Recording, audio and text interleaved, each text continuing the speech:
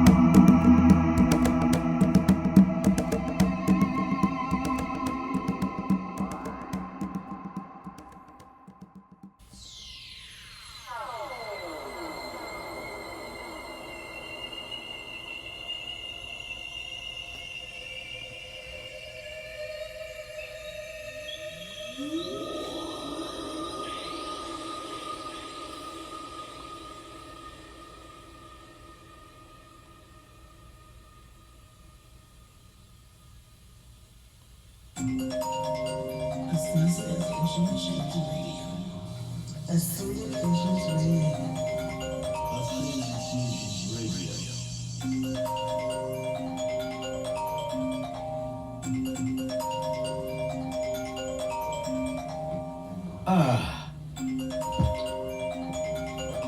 Tell me a story. A group of advanced civilization celestial beings are exploring an omniverse they have created. They travel to an outer region of one of the super galaxies and discover a primitive race of beings of hunter-gatherer class on one of the inhabitably developed planets. They observe them, but don't let them see that they are there. They study the soil and water and ionic development and decide they are too young in their evolution to make them aware of them. So they will come back in a few centuries later to see how they evolve. During their prep for departure back to their ascended dimensions, one of the children drops one of his or her toys. It is called a reality sphere that manifests whatever the possessor desires. Remember, these are celestial beings from another dimensional reality with highly advanced organic spiritual technology. So their children's toys are designed to enhance God consciousness. But this is far too advanced for this civilization. The repercussions to the realm could be quite a conundrum. However, when they return to their ascended realm and the child informs the father what happened, he told them not to go back until the original time they previously planned. He instead told the child that it was their responsibility to observe them over time with the sphere and how everything would evolve. The sphere was enhanced to recognize any language spoken to it and became like a shaman's magic orb to the possessor. One of the primitives comes across the sphere and queries in his mind what it is, so he hits it with a rock and his tools. It does nothing. Then he tosses it aside, and then he speaks out loud.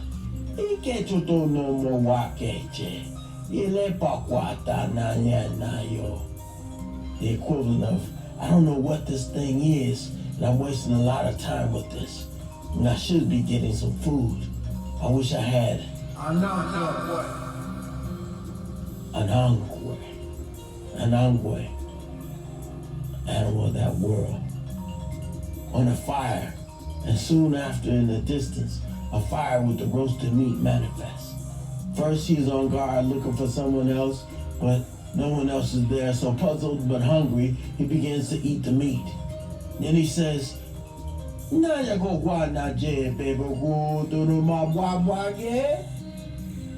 this is good, only if I had something to drink.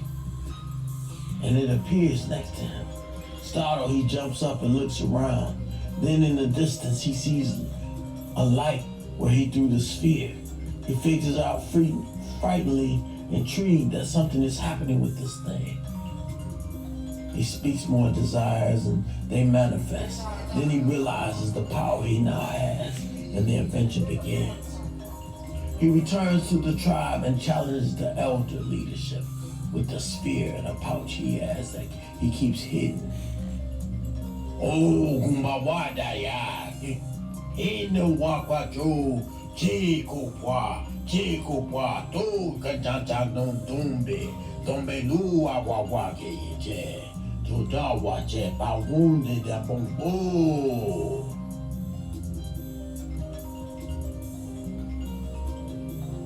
Through a series of manifestations, he succeeds in proving them who is in charge and promise all of them a better life of their civilization. The civilization thrives off the manifest of his requests, and they have a glorious evolution. But by them not being celestial beings in their present form, the new chief becomes old ones to pass the sphere on to his son. But he dies before he can give it to him, and he is transcended to the ascended realm. And they introduce him to the child the sphere belongs to. And he insists on talking to the parents, but they told him he had to take up this matter with the child. And the first thing the child says, to teach a child, you must learn as a child. He is furious. But through frustration, he gives in and begins learning the basics of being a celestial being. Lesson 1, the sphere of reality, the art of manifestation. He soon discovered that the child was the supplier of their whole history, while she was learning the lesson of benevolence as a celestial being.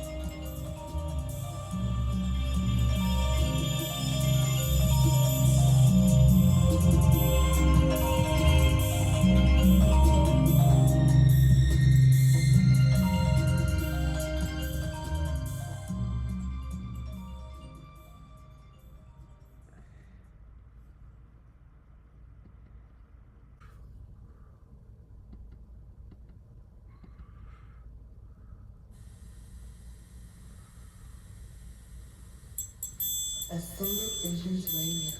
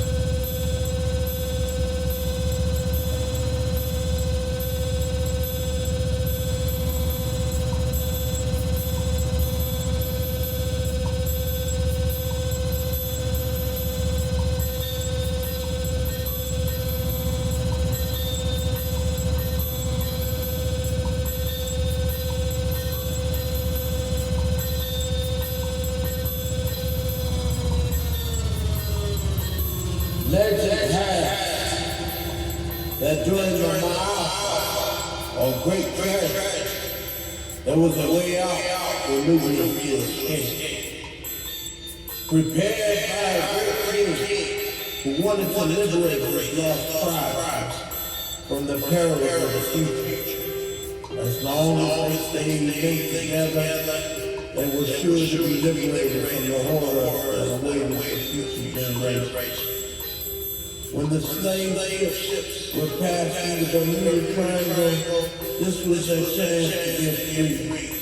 They would stay linked together, jump overboard in perfect storm. Linked together in unbroken chains. When they got in the water, the whales were sensitive and guided through the portal under the sea to the new world.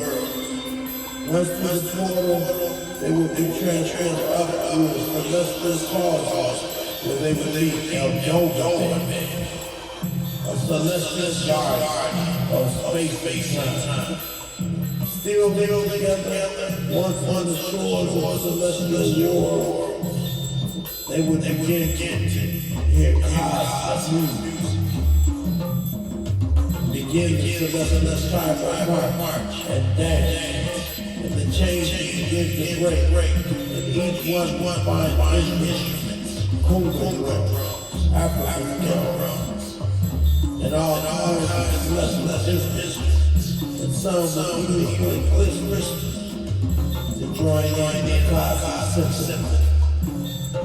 They all begin to learn the new language, a cosmic language of music, art, and poetry. They would take on new names, which rewrite their words and more celestial content. OGunGunGo, Aether, Shibad Smith, Eldomian Stone, Ali Paul, H.H. Robot, Boyle. This was the new paradise, but there was never they still learned that where they went with the Maya or the Egyptians beyond where we are. But their ancestors went through the Maya, and now they have come down to the heavens and into America, the birthright inheritance beyond the Maya, to teach the Kosmoverse to help break their chain, become true to the cosmos. The elemental direction of our soul supersedes the evolution of our spirit. As we fall into higher beings, we receive the dissolve of the dimension.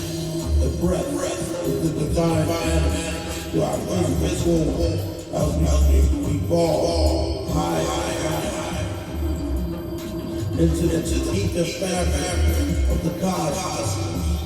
The functions of the physical animal is rendered very unnecessary as we function more on top will manifestation, enabling us to materialize and dematerialize even ourselves. This reality is the most, but as the planet ascends to higher frequency vibration, this is becoming some have been going on to this reality long before us. So with tuning ourselves up to these frequencies in the stillness of our minds, we too will see that they are all here and everywhere.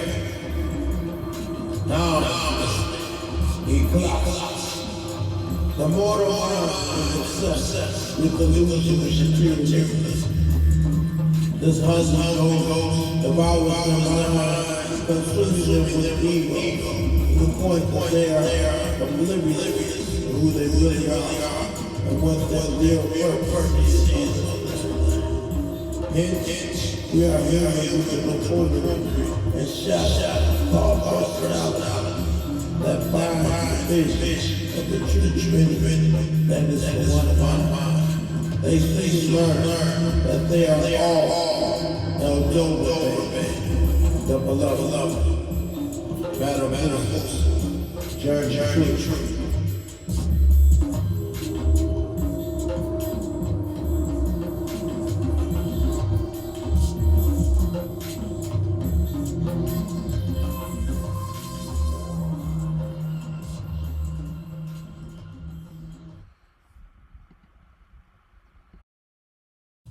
Ascended Visions Radio.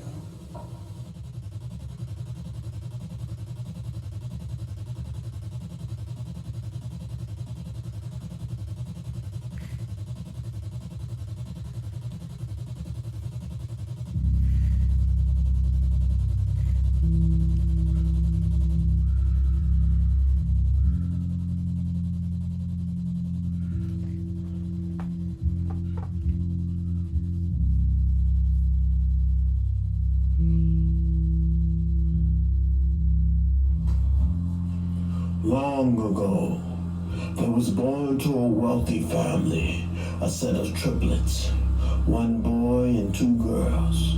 They were very special. During a conflict and transition of power in the land that broke out into war, and a warlord kidnapped one of the daughters. He wanted her to bring blessings to their rule, but she rebelled, so they made her a servant.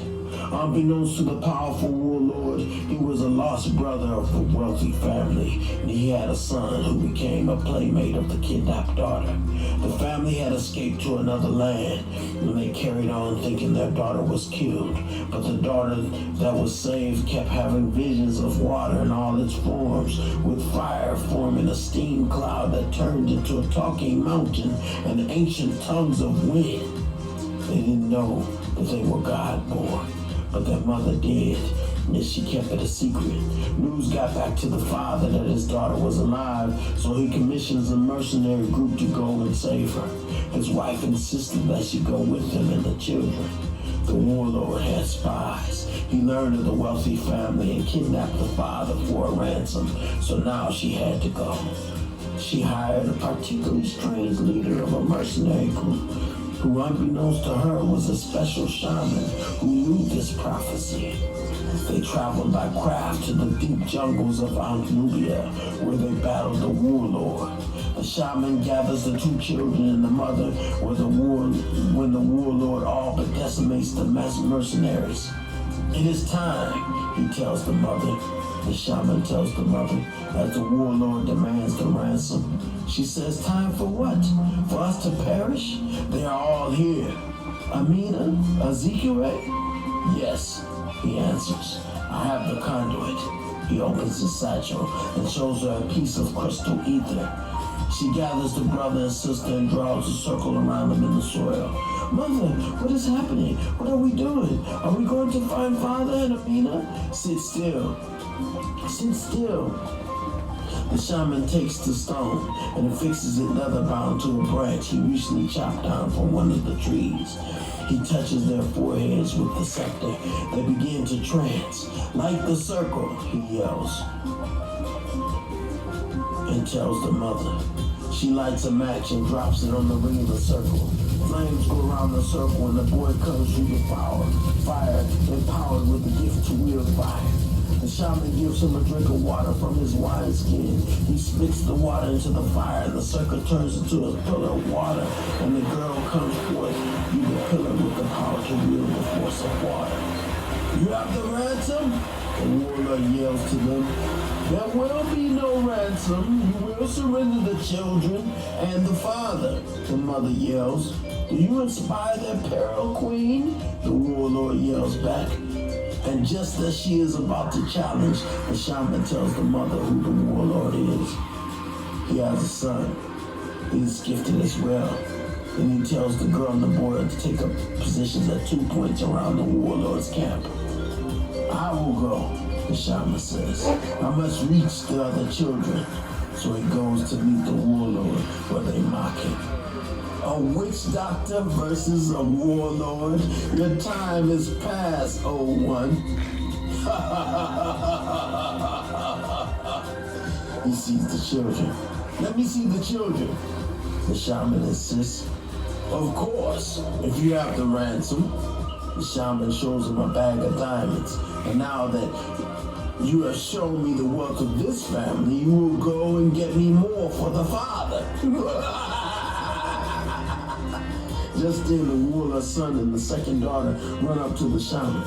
Uncle! The warlord is in shock. What is this? What sorcery do you wield, old man? Just then, he touches their foreheads and lifts the scepter to the sky. But the warlord warriors open fire. But the other two children take up the other positions of the camp. And a series of earth, wind, fire, and water attacks from the children take out the woods. And the father emerges from his bonds inside the compound as the shaman picks up the scepter. You don't even know who you are. The warriors run off in fear. The warlord is afraid, groveling on the ground. Who are you? Don't worry, I'm not going to kill you. Your fear is strictly your humanity, brother-in-law. Father always said you would lose your way down here, his sister says as she emerges with the children from the forest. Come, it is time to return home. I knew you never approved of my choice for a husband, but I didn't think you would resort to this. Perhaps it is only your humanity that has failed you. Dazed and confused, he tries to escape, but his sister touches his forehead and he returns to his divine form. What about him? The newly transformed brother asks, pointing to the fallen shaman. The father holds up the scepter. He will continue the story. The crystal ether scepter shoots a beam to the heavens, and they, all, the children, the brother, the sister, and the father, ascend into the heavens. The shaman's wounds heal, and he wakes up, grabs the scepter, and teleports back to America, and searches for more members of the family of gods to complete their stories. The news reports that all was lost of the wealthy family. As it was told, they sacrificed themselves for the peace of the region to defeat the warlord.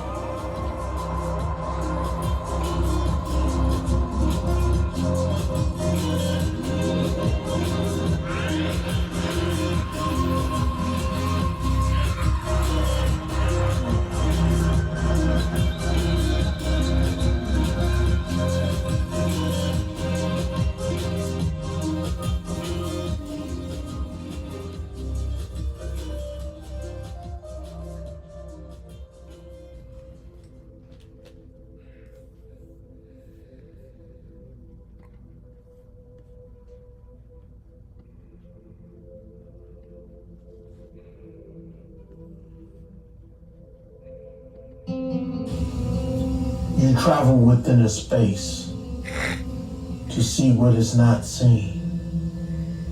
Relaxing, you are drawn into a sense of peace. In the stillness, you realize no form but motion. Endless motion, standing still. You are an atom. Protons, neutrons, and electrons, picking up speed and taking on matter. You become this thought of stillness. Formed into matter, you are radiant and focused. You begin to move slowly out of your stationary motion into a particular direction guided by your thoughts. Your mind is heavy. It begins to descend down into an earthly thought plane of material inferences. Once unseen, you now begin to manifest into an electromagnetic form. Knowing self and form, you study the cosmic states of existence and gain insight. You contemplate, formulate, and master the elements. You are a song of light. You enjoy physical form, but not the weight of materialism, so you bind together the thresholds of light and matter. You are a being of light, transparent, vibrating on the celestial harmonic, tuned into the beginnings before the laws, the first laws. You contain the instability and volatility of the energy you have generated. You implode what would be an infinite cataclysm.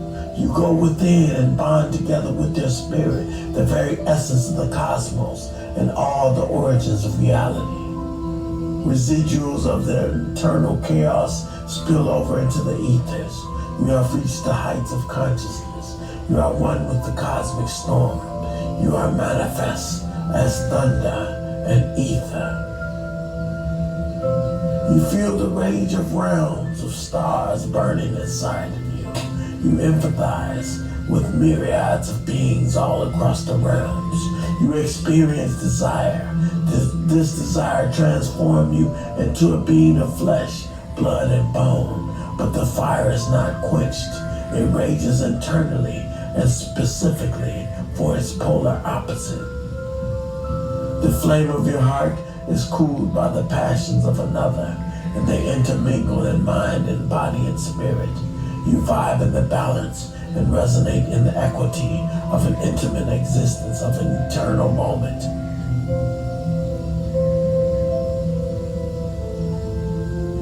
You tap the core. You radiate the divine essence of God, consciousness supreme, oneness, awareness, enlightenment, luminous, auspicious transcendence, intermittent through universal divine energy sources.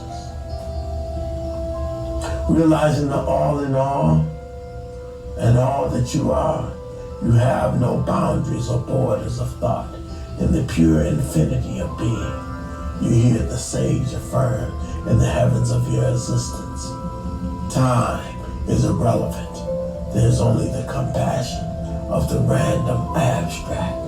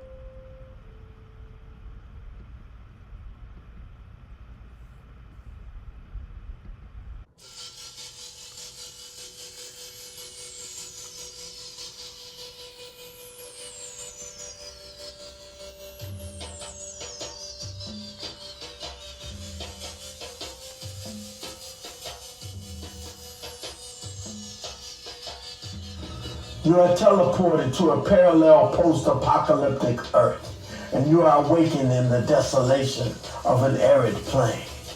You travel for a long distance, and you meet up with a few others. Now you are drifters, seeking a new purpose, a new goal, a new meaning for life. Weary and tired from your travels, you take a rest and make shelter with many questions about this new world and everything up to this point. You fall asleep. In your sleep, you meet the dream weaver, a mystical shaman or medicine man, if you will. You enter his realm and your ensuing dream is weaved. The dream transforms into a vision. You enter an ancient temple and read an ominous inscription.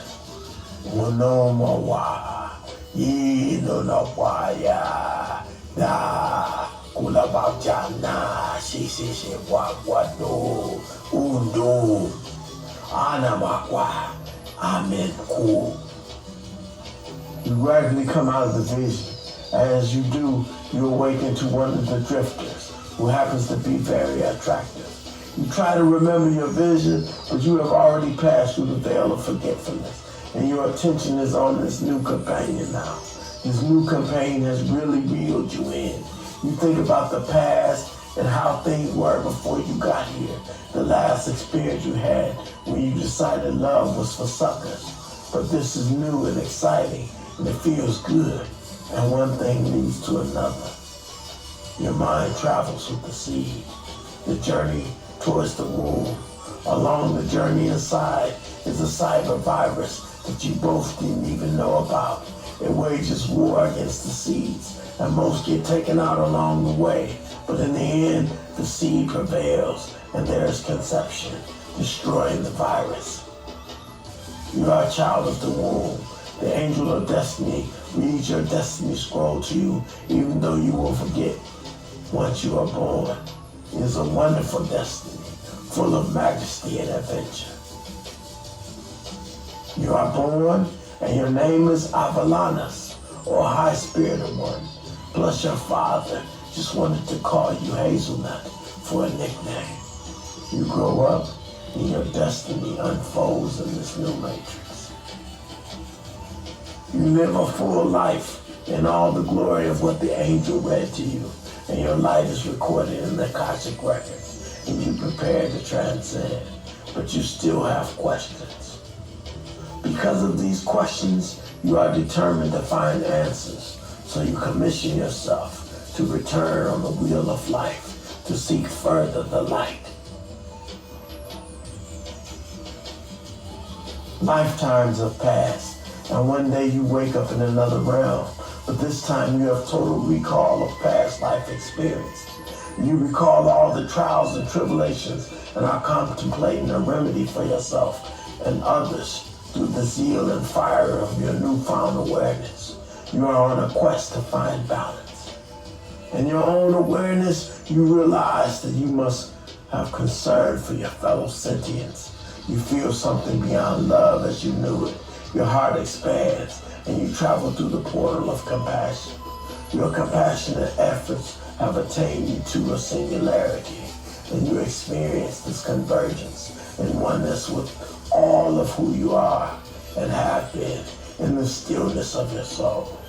Your soul experiences emptiness, and you seek the ultimate light of awareness. So you engage in random acts of compassion and kindness and love with understanding. Your soul is complete, and your spirit is fulfilled. Your mission is complete. You are one with self. You are one with all. And there's a party going on right now, a celebration. After learning life is love, living in frequency earth, is lifetimes of valuable experiences, you finally break free from the wheel of birth, life, and death. Your transcendence begins. Free from the carnality of lesser sentient experiences, you are an ascended being. Yet merely a child again, ever evolving, soul eternal, a child of the stars.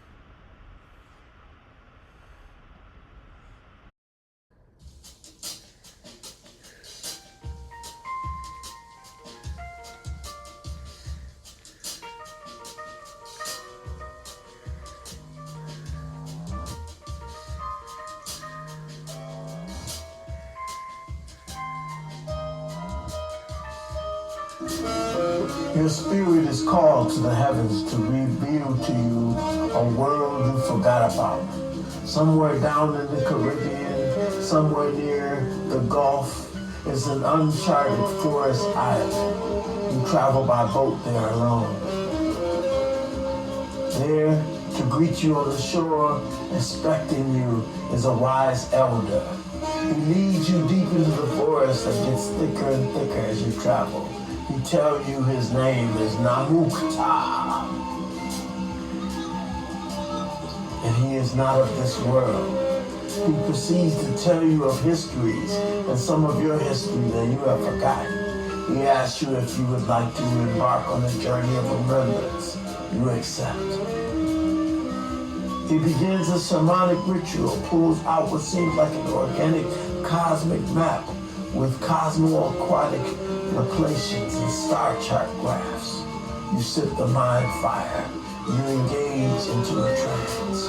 Your physical forms are transformed into light. You travel high above the island and shoot back down through a portal into the middle of the ocean. On the other side of the portal is the vastness of the heavens.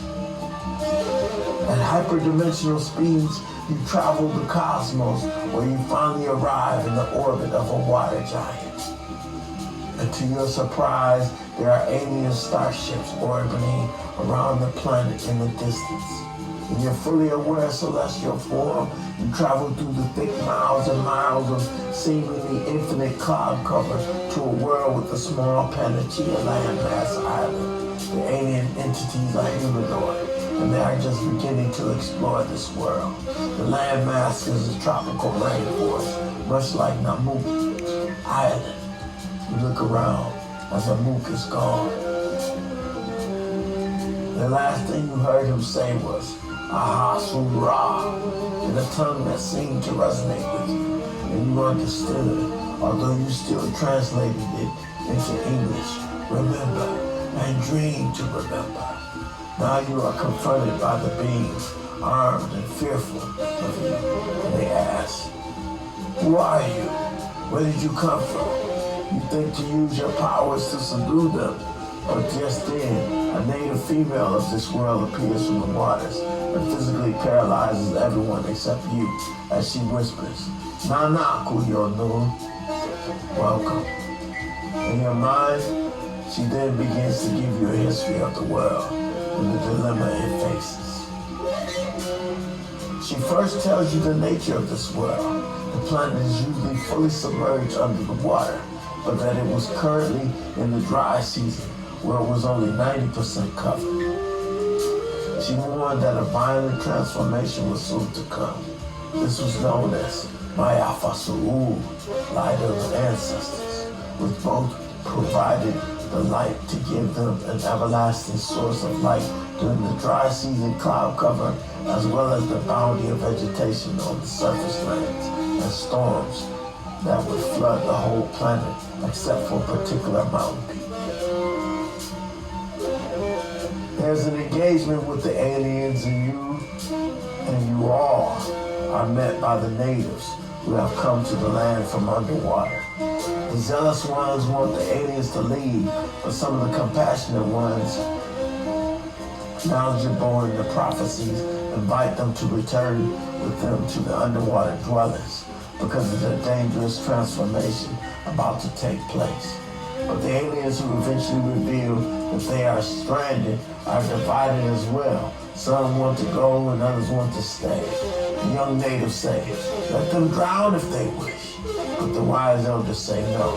They are our brothers. If they want to stay at the shallower depths, we will build them a city with our technology, so they will be safe. As you take all this in, the female whispers in your mind, Bleu, spiritual guidance into the light.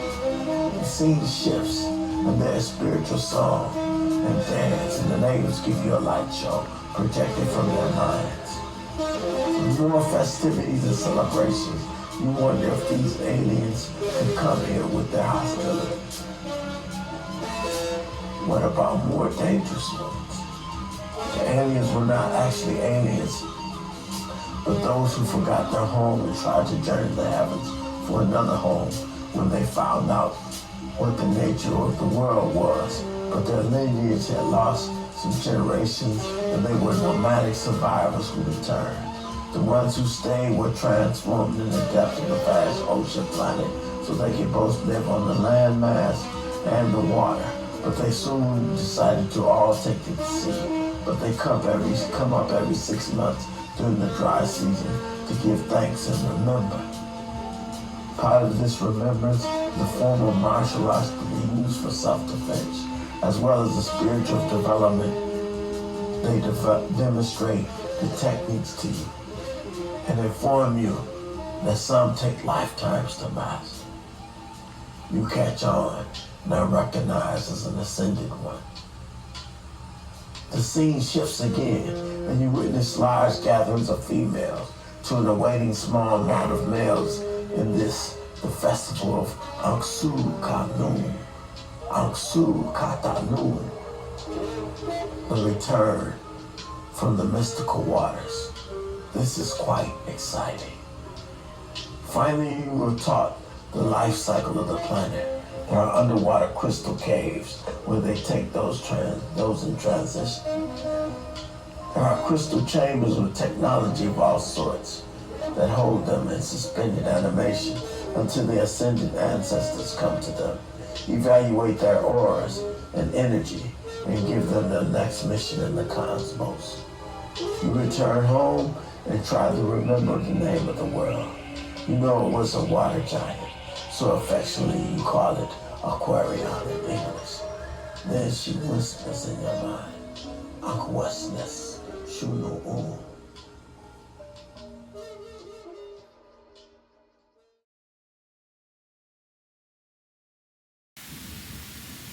Gather around, young children. Let me tell you a story.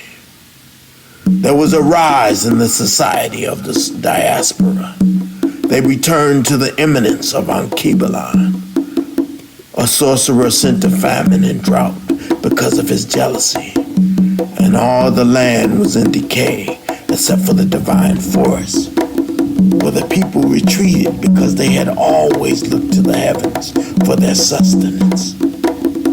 4 angels were sent to inspire them, but the people had all but forgotten the ancient ways. The angels prophesied of one coming, but it fell on deaf ears.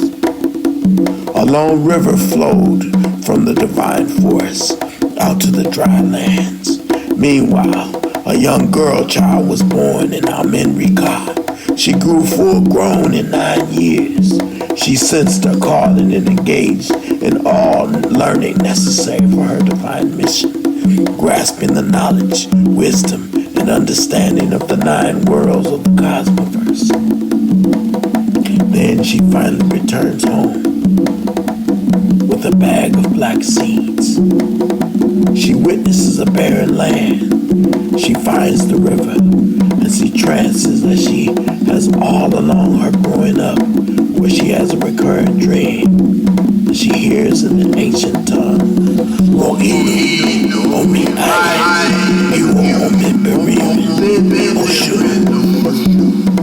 Step into the cosmic waters, O daughter of Oshun. Then she wakes up in a tent in the desert. She is with the caravan.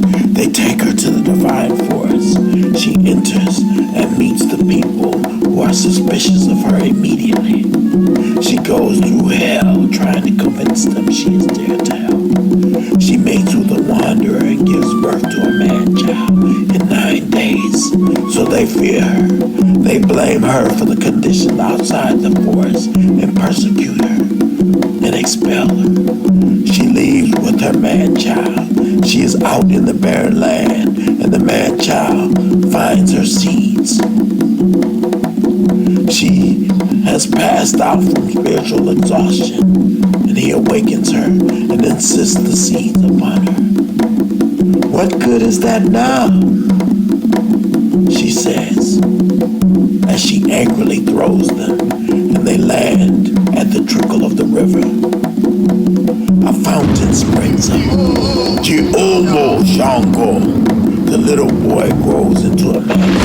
He pulls down a bolt of lightning, and the seeds start to grow. The barren land becomes fertile with deep, lush fauna. She starts to levitate and transforms into a divine being.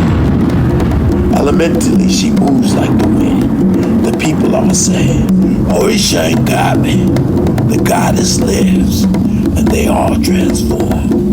The animals, with the lions at the forefront, all bring gifts of sustenance from the new fauna reality.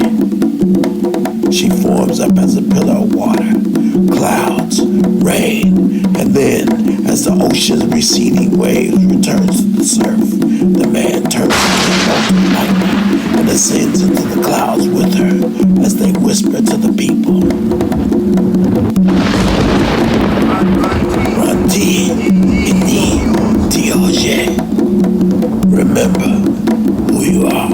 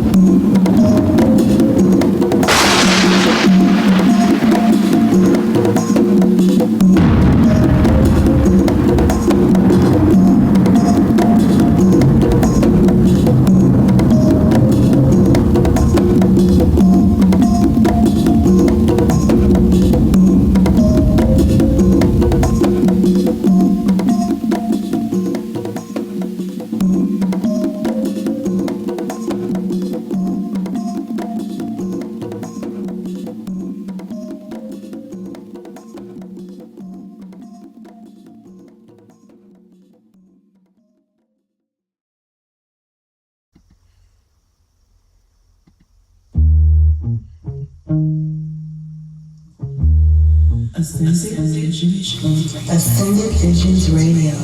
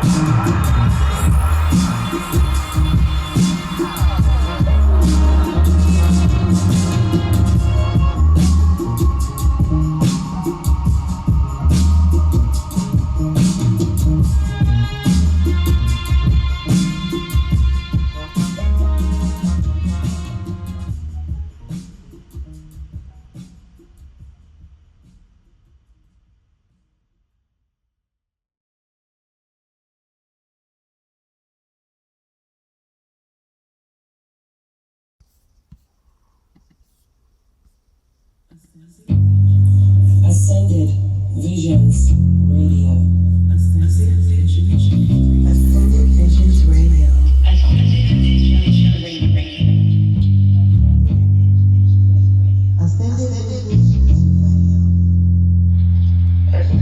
Visions Radio.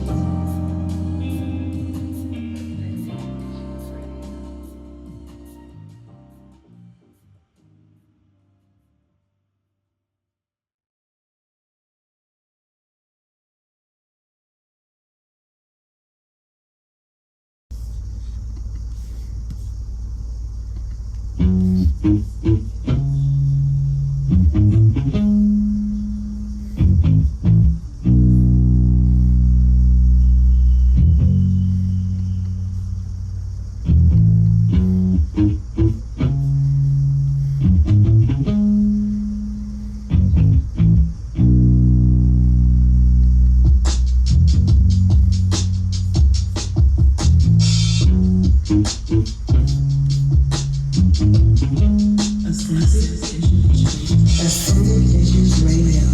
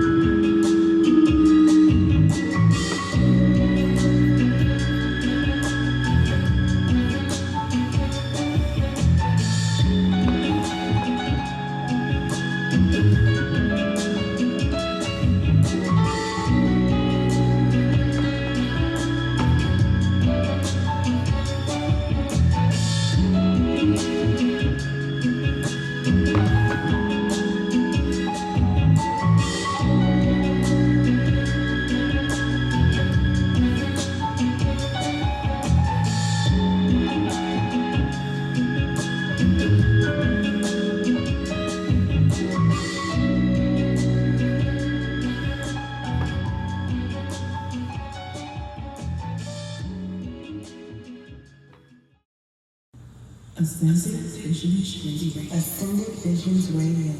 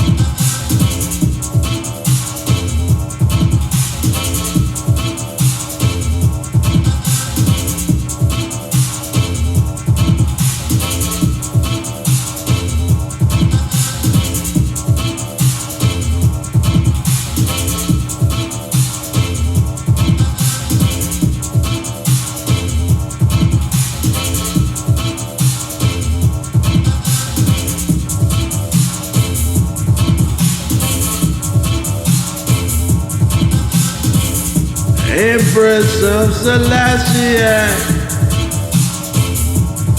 Queen Jah Rastafari, Empress of Celestia, Queen Jah Rastafari.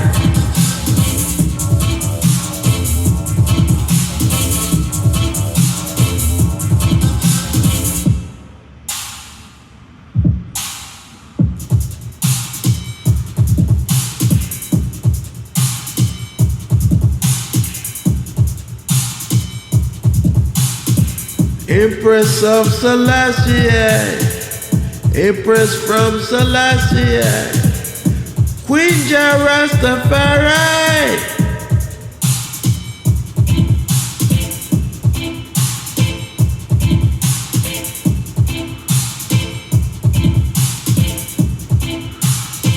Rastar, Rastar, Rastar. Rastar, Empress from Celestia, Queen Jah Rastafari.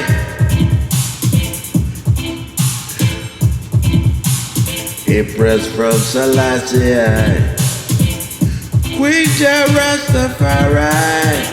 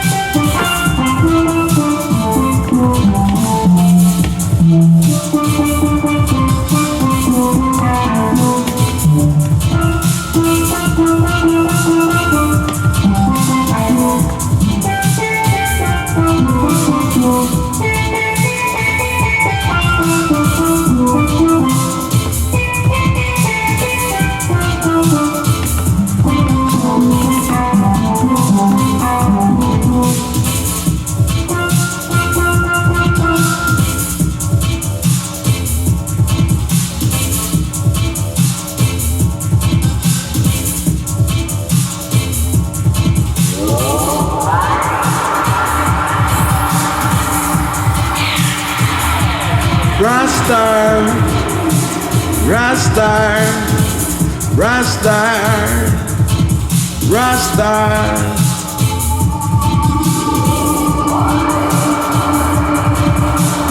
Empress from Selassie, Queen Jah Rastafari.